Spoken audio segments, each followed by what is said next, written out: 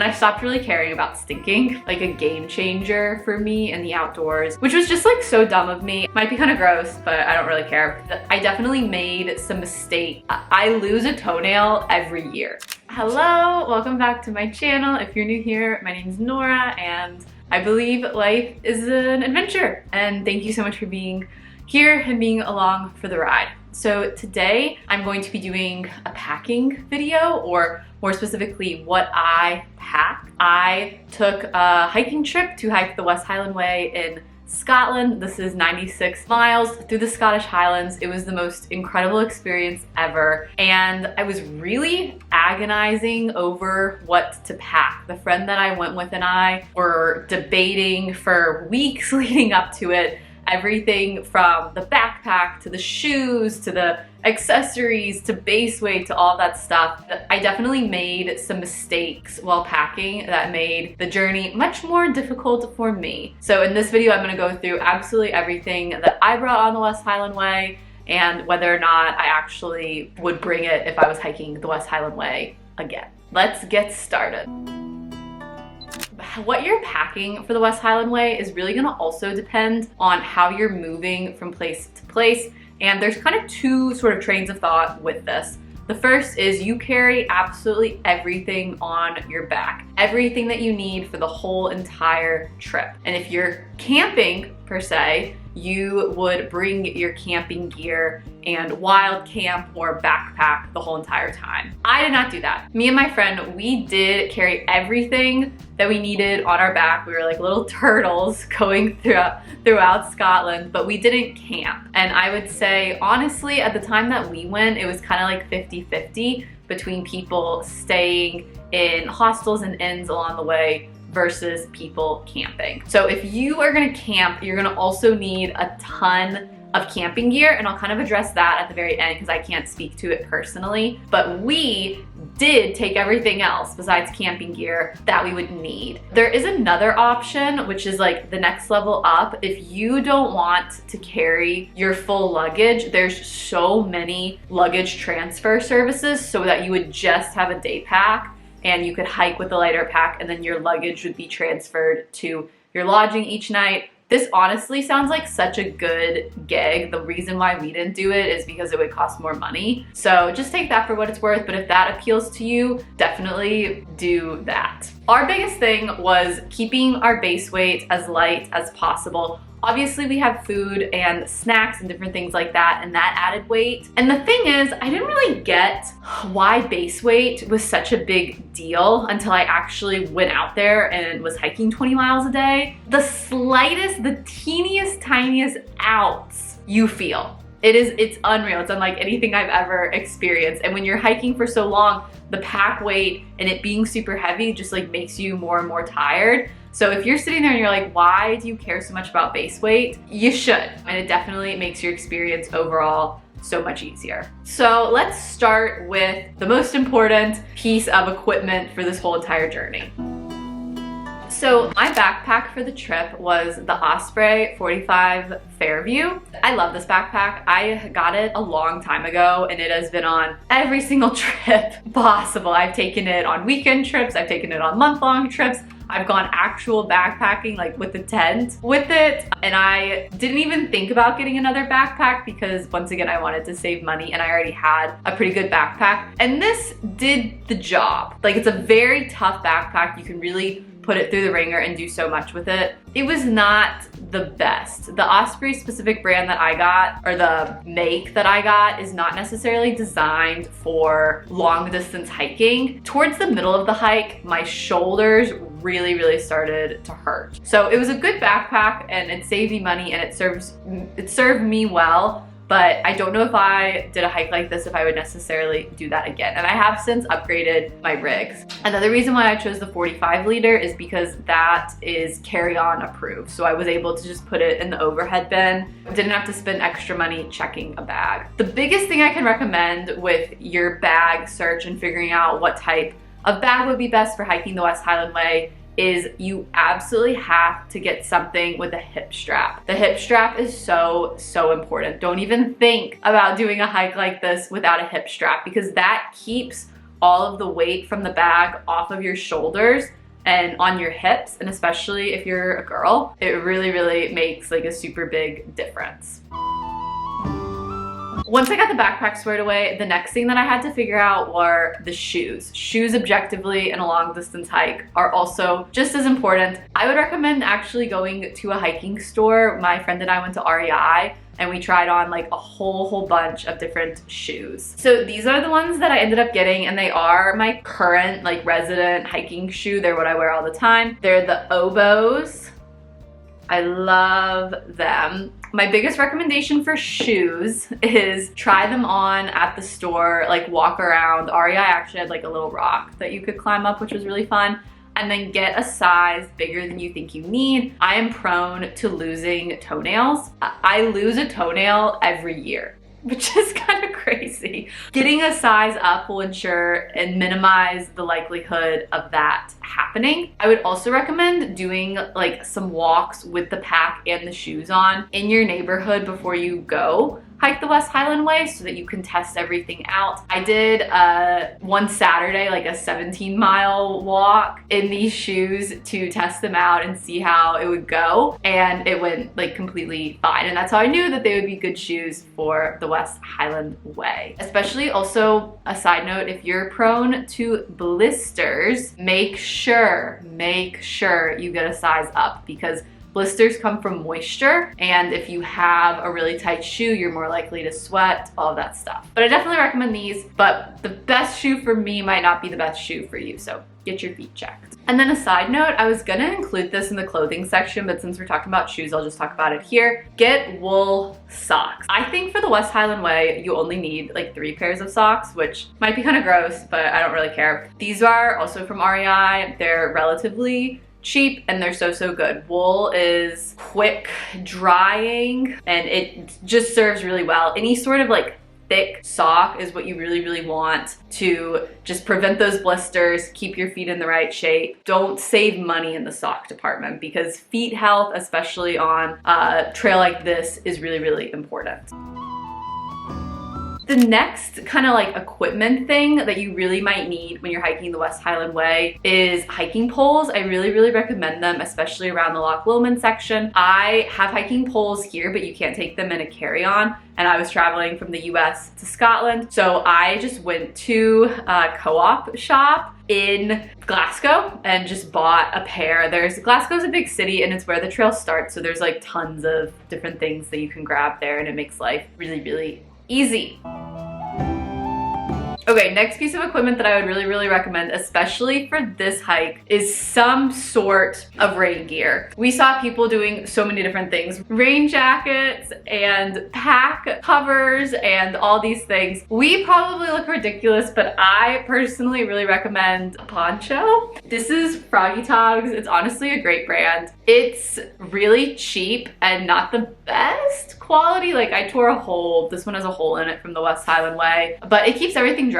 We got caught in hail on the West Highland Way. We got caught in a really bad rainstorm multiple days, and this kept us dry and also honestly acted kind of as like a windbreaker. Scotland, the weather is really unpredictable. Like it does rain a lot. So this is almost like mandatory. Like you have to bring this. This is so important. Okay, and those are kind of the gear pieces. I'm gonna next talk about clothes.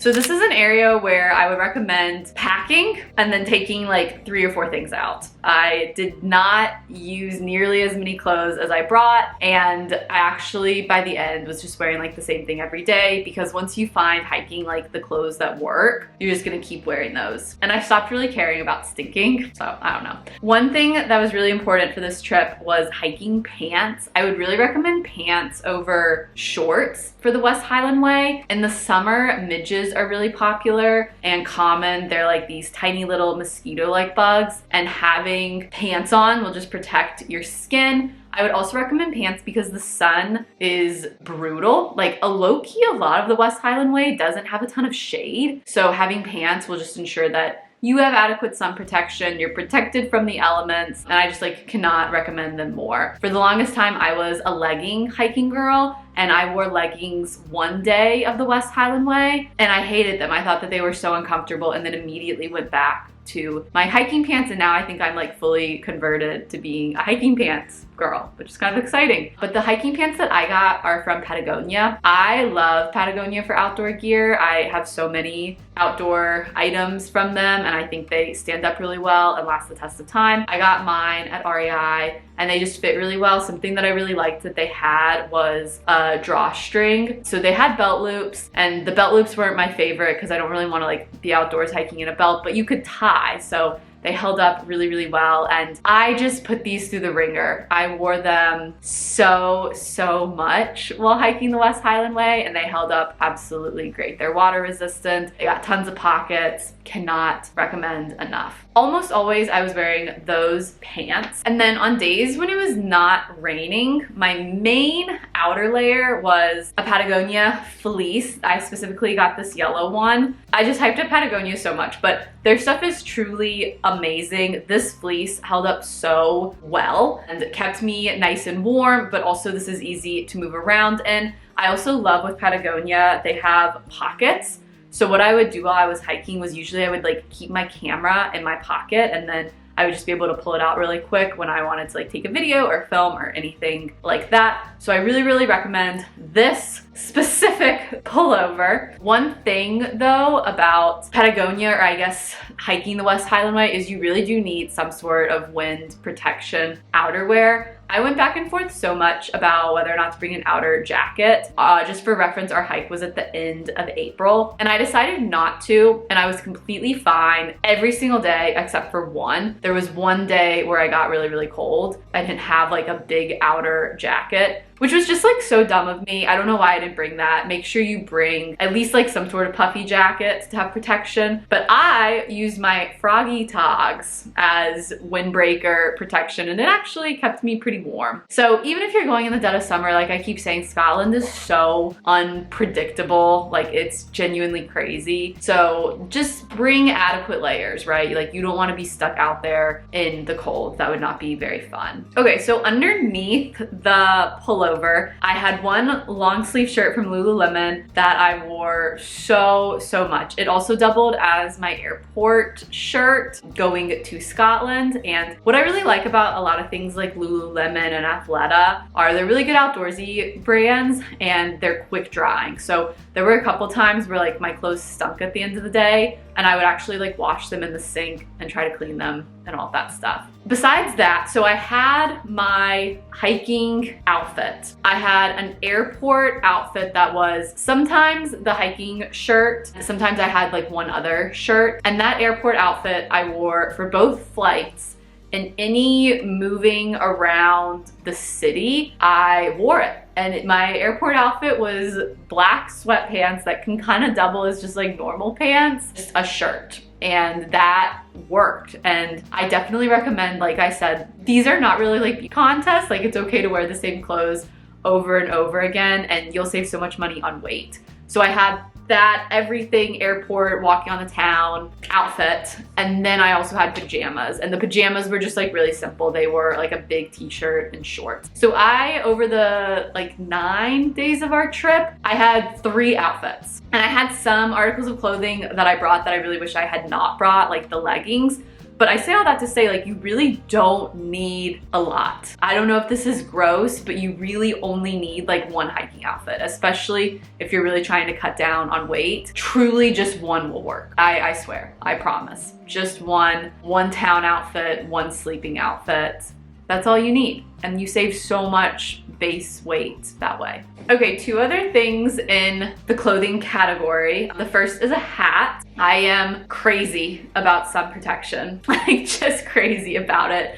And like I said, a lot of the West Highland Way, you might not think it, but it's actually like not shaded. So this hat kept my face free from sunburn and I really recommend it. Scotland can be kind of windy, so what I would do is I would tuck this into my ponytail, and even when it was windy, I would not get super burnt, which is great. I've since upgraded to a full-fledged big straw hat for hiking, but in the moment this served me really well. And then I did have 2 pairs of shoes. So I had my hiking shoes, and then for my just like around town shoes, I had these. I also wore these on the flight over. They're like knockoff Birkenstocks that I've had for years. They're my most loved shoe. I was really going back and forth between bringing these or flip-flops. These are a little bit heavier, but because it was a little bit colder, I really wanted these. These are like my comfort shoes. I love walking around town in them, all of that stuff. So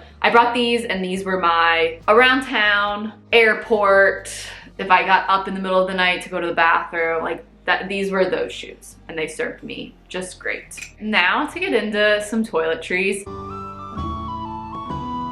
I had one teeny tiny bag of toiletries. In that bag, I had toothbrush, toothpaste, face wash, face lotion, sunscreen, nail clippers, mini deodorant, bug spray, face wipes, shampoo, conditioner. And I had travel size of all of those. If you really care what brands I use, ask in a comment and I can tell you, but the key point with those are travel size. I specifically put things in like these little travel size containers, and I really recommend, just once again, like going back to saving weight. They were very, very handy. Okay, now I'm gonna get into some electronics. I really went back and forth about bringing my laptop because I was stressed about like needing to cancel or book reservation or like look things up. I don't know.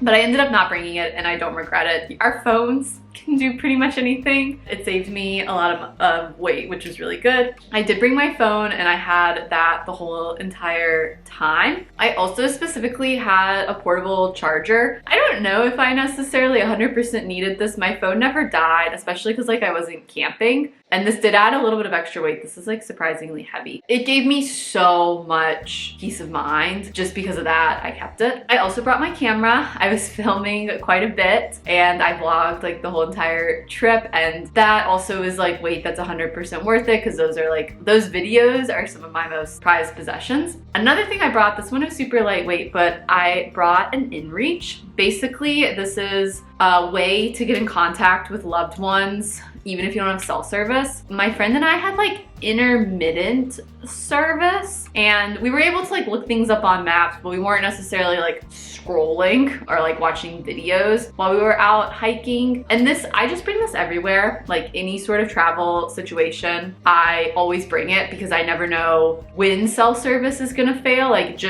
because we have service at the start of the hike doesn't mean we'll have it in the middle of the day. I just really like keeping my family in communication, and there's also an SOS button on this. Hopefully I never have to use it, but In Reaches are very expensive, but this has been like a game changer for me in the outdoors and just like what I'm comfortable doing and giving my family peace of mind. So I really, really recommend. Very, very large upfront costs though. Another kind of random piece of technology that I brought was a headlamp, and I totally didn't need it. I had a fear of us like hiking through the dark, and that just like didn't even remotely end up happening. So I don't know why I brought it, but it gave me a little bit of comfort. So maybe it was worth it. And that's pretty much it. So if you're gonna camp, obviously there's so much more that you need to bring, like a camp, a footprint, a stove, a water filter, a sleeping bag, a sleeping pad, more food.